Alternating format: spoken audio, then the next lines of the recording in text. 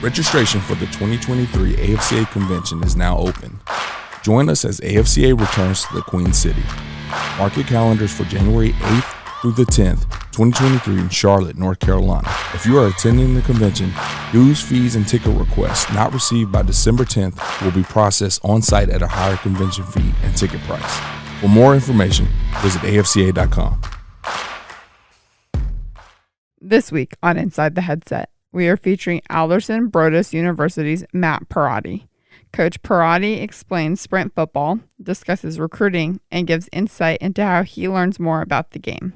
Now, let's get inside the headset with Coach Perotti.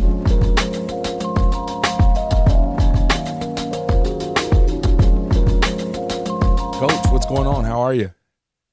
Good, Mario. Just kind of hanging out, staying busy in the office. Pretty much, it's kind of quiet around here right now, but all the guys are kind of taking some time off right now. Some have been on the road, and pretty much me just hanging out here, getting some stuff done. That's interesting. Every time I start recording a podcast around this time of the year, where the head ball coach finally got a little bit of peace and quiet around the offices. The kids are off campus for the most part, and all that good stuff. So, anyways, you're the head coach of a sprint football program. Want to talk a little bit about recruiting, because typically that's why a lot of guys that I've been speaking with have been kind of been isolated. With the head coaches I've been speaking with, they've been a little bit more isolated because their staff's been on the road, the kids have been at home or doing finals. You're just slightly different. You're not looking for that 2023 class right now. You're actually doing a little bit of that, but you're also tidying up the 2022 class. What does spring recruiting look like for a sprint football program? So the biggest thing for us right now, we're still really looking for offensive, defensive linemen that are, under that 178-pound mark, and that's the cutoff for sprint football. But realistically, we go out and we're looking for offensive and defensive linemen that are around 200 pounds that, might be interested in cutting some weight and coming to play sprint football. I think it's a really good opportunity for those kinds of players to actually come in and be really successful playing college football, where they might not have had that opportunity if they were to go somewhere else. Right. But those guys, those offense, defensive linemen that are around that 185-pound mark, those are like gold for us. So we search far and wide for those guys, that's for sure. Yeah. I mean, the reality of it is like if you listen to this and you're thinking a collegiate guy at 185 pounds, but obviously sprint football, you got to be under 178 pounds. But the reality of it is you go look at high school programs, especially some of the smaller schools. I'm based out here in Texas. I've been out to a game on Friday night and seen a left guard and a left tackle that might be 195 or some 6-man ball out here where you have the whole offensive line or smaller guys. So they do exist. Now you say you search far and wide. Where do you kind of base your recruiting out of? Yeah, it's here in West Virginia, it's actually we've got our own neat little niche for small high schools, and we've been pretty successful as far as finding some of the offense and defensive linemen really close to home. And these schools don't tend to get recruited a lot by a lot of other schools. Single A high school football around here is pretty good to us, and we try to build those relationships with those coaches and try to get them to understand that, hey, you may be a smaller offense defensive lineman, but you have a really good opportunity here to not only go on and get a college education, but play college football for 4 years as well. So I think, right here at home is definitely where we start. But then, obviously online and on Twitter, the recruiting game is all over the place. So we reach out to, guys that we think would fit our program. And we just keep up on it. And like we were talking about, we're still working on some 22s right now where they haven't necessarily decided whether they want to go to school, whether they want to come play football. And you kind of find some of those guys that didn't realize they had an opportunity to go on and play college football. So they, have to take a step back, discuss with their families and say, hey, I think this is a great opportunity for me, or, hey, coach, I'm going to kind of go in a different direction.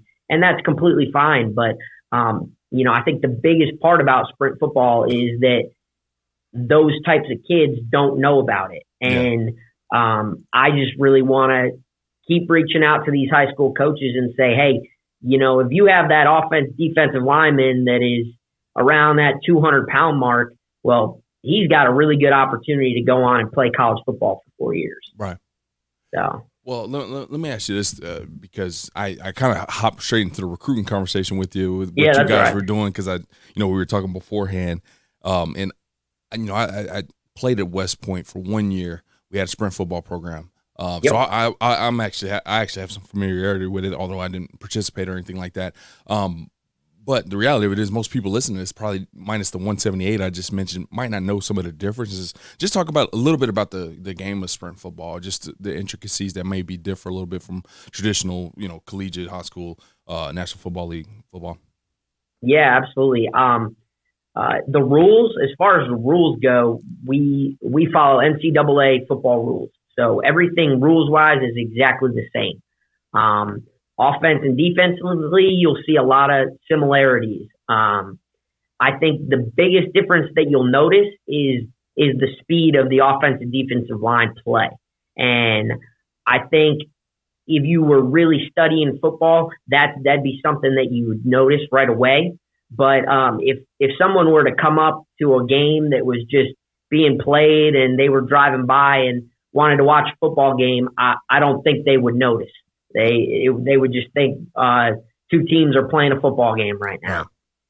Now, how do you guys use that to your advantage, or not necessarily just your program, but just anybody that's in sprint football? You said the offensive line, defensive line, obviously a little bit more athletic, a little bit quicker, able to move around a little bit more. I mean, do you see a different style of play in terms of getting those guys out in a bunch of screens or anything like that? Style of play it's a little different, I guess. You got D linemen that could be as fast as some of your running backs. Right. And that's where this may sound crazy to some people, but you see in the NFL where some of the defensive linemen are running 4 or 5 40s, and are as fast as your running backs. And in sprint football, you really do have that as well, where some of your O-line or some of your D linemen are, as quick or faster than some of the running backs in this league. So you can translate the speed of the game to high level football play, I would say. I got you. That's actually a really good comparison. Now, you were talking about recruiting a second ago, and you walk into a high school, and you introduce yourself, and then the first question that you get, maybe in West Virginia, you probably got enough guys that are a little bit more acclimated to your program. But the first question you get is, what sprint football? What is that? So what's kind of your pitch to get maybe an offensive lineman or defensive lineman who probably thought he had no shot to, play collegiate ball, with his size? How do you kind of pitch to them about sprint football in your program? Yeah, for me, pretty much everywhere I go, I didn't get out much recruiting this year, that's for sure. But I usually try to bring some film with me and show these guys what sprint football is. And, especially for those offensive and defensive linemen, I tell them, every guy out there is under 178 pounds 2 days prior to the game. So, the only difference is that 2 days prior to our game, we have to weigh in all of our guys, and they have to be under 178 pounds. Oh, wow. So on game day, they're allowed to hydrate up, and they can weigh more than 178 pounds. So 48 hours, have a big weigh-in. I gotta ask this: Have you ever had a guy show up at 179 and ineligible for a week? I have not. Really? In college, I had a teammate that did, though. Oh, okay. But no, as a coach, we haven't run into that issue yet. So, the other side of it too is that during the weigh-ins, we actually are monitored by our conference office. Okay. So they choose 5 random guys throughout the roster each week, and those 5 guys have to weigh in front of a camera. Okay. And then if they weren't to make weight, if they were or if they were 179 pounds, say, they actually have 12 hours to cut down to 178. But there have been instances that some of those guys didn't make weight that week, and they just wouldn't be eligible to play in that week's game. But that it's only a 1-week thing. They're eligible to play again the next week. Just have to get down to the 178 mark. Oh, that's actually very, very interesting kind of way to do things in a different, very unique process. I'm sure most coaches that listen to this podcast aren't typically used to now. That probably brings in just a little bit of strength and conditioning program because, I played college ball, coached college ball for a while. You get a kid in from high school that, let's get them up here and put some weight on. And you're kind of maybe in that mode a little bit, but not necessarily enough to ever put them too close to 178. So what does your strength and conditioning program look like? Yeah, my strength and conditioning coach, he's an awesome guy. He actually he played on the Division II team here at Alderson Broaddus, and then he stopped playing. He was a 175-pound linebacker, and didn't think he was ever going to play football again. And then when this came around, he ended up coming out and playing for us our inaugural season, and so he became really familiar with what sprint football is. But if I'm being honest with you, the only guys that we really dive into and change workouts for are those guys that are around that 178-pound mark. Okay. So we critique their workouts a little bit more so than some of the smaller guys on the team. Yeah. But if for some of our smaller guys, it's the same as any other football program. It's get bigger, it's get faster, it's get stronger. Yeah. And even for the first couple months in the off season, we do the same thing with those bigger guys, and we say, hey, get bigger, get faster, stronger. We'll worry about getting you down to that around that one. We say around that 185 mark. Prior to coming into camp, the guys have to weigh in at 183 pounds hydrated so that they can lose that additional weight to be around the 178-pound limit. But as far as the off season goes, if the guys are around that 185-pound mark and even up to 190, we're not too worried about it. So that's awesome. That's kind of how we handle strength and conditioning. But the guys do a great job with it, and even the players are just extremely invested in what we're doing here. So it's exciting, that's for sure. Just like anything, like you said, regardless of sport, regardless of what you're doing, even if it's not a sport, if you're invested in it, everything becomes a lot easier. Just me on the outside kind of looking into this, it's all brand new to me, so I'm looking at all the pitfalls, but it seems like the kids do a pretty good job of taking care of it themselves. Now, let's kind of look at your program specifically as we kind of educated our coaches here on sprint football. Now, one of the things that you like to do personally is teach your kids take care of the little things, and we've heard that before. I know it's it's one of those kind of cliche things, but it's easy to say, and not a lot of coaches always follow up with it and make sure they make that a point of emphasis. Just talk a little bit about where you got that from and why it's been so important to you and how you've coached. Yeah, honestly, you gave me the chills a little, just kind of bringing it up again. And to be honest, I got it from my head high school football coach. And,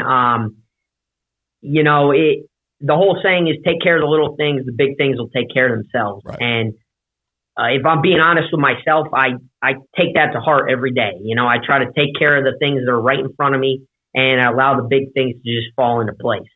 But I think back to being a freshman in high school and probably being 105, 110 pounds or something. And this coach is just screaming, take care of little things. And then older people are just yelling back, the big things will take care of themselves. And, as I got older in that high school program, I would hear him say more about it and talk about how you're gonna remember this 10 years from now, and you're going to end up saying it then too. And I'll be like, nah, you're crazy. And then, here I am today as a head college coach, and it's one of the things I preach to my guys every day. And, I've sprinkled my own wrinkle onto it a little bit. And I think holding yourself accountable and holding others accountable around you is something that I've sprinkled in there as well. But take care of the little things, big things take care of themselves is something that's mean a lot to me for a long time now. And, that comes from my high school coach, Coach Darren Bear, from Housatonic Valley Regional High School up there in Northwest Connecticut. So, that's home for me. So, well, let me take a quick detour down memory lane for you here. Now, one of the things that kind of stood out as I was doing a little homework on you was you played football, you wrestled, skied. I definitely need a little bit more detail on what just skiing entails, and then and you played baseball. So you multi-sport athlete. That's always a popular topic whenever you're talking about recruiting or the NFL draft, which is just happening. I always kind of come out afterwards and say, this many draft picks were multi-sport athletes, and the number's always extremely high. Talk to us a little bit about your experience, especially with some of these sports that, really the skiing thing, but down south you don't see as many kids wrestling. I know it's a lot more popular in the north and northeast, but just talk to us a little bit about your multi-sport experience and how that influences your recruiting a little bit. Yeah, I think I give getting thrown into all those sports credit. I give my mom credit for a lot of that. I'm not sure if she was trying to get me out of the house or just kind of put me into everything. But I took everything I had or everything I was doing and loved it all the time. I think the only thing I never liked was soccer growing up. She made me play soccer. That was like one of the only things I couldn't stand. But anything that was going on, anything new that kind of popped up in town, she was kind of saying, hey, let's go do this. And that we just ran with it, me and my younger sister. But we pretty much played every sport there was. Diving into the skiing thing a little bit, we started skiing when we were probably 2 and 3 years old. So since we were little kids, we skied. And, all throughout high school, there was a new type of skiing kind of coming up, and it's called freestyle skiing. And it was actually just in the Olympics this past year. But my sister and I, we just it's hitting jumps, hitting rails, all sorts of stuff like that, usually hurting ourselves along the way. But a lot of knee injuries from that stuff, some concussions. I'd say more dangerous than football. Yeah. Even. But the skiing thing means a lot to me as well. It was something, me and my sister did together growing up, and she took it another step and was trying to go pro with it and all that, and battled a lot of injuries, and she actually had some roommates in high school that were on the U.S. Olympic team this year, and but skiing meant a lot to us, and that's something we always did together, and right. She always was. I tried to support her, and she'd always come to my football games and stuff like that too. So we're really close, and that's kind of something we always I don't know, something that meant a lot to us. Yeah, well, I the skiing just stuck out, man. I'm happy I actually asked the question. I didn't realize the how I kind of struck a chord, and brought a bond with a family member, and was super important to you. But I thought that was super interesting because that has to be a first after about 250 to 300 podcasts. I don't think I've seen skiing pop up as one of the sports for a former coach, a former athlete.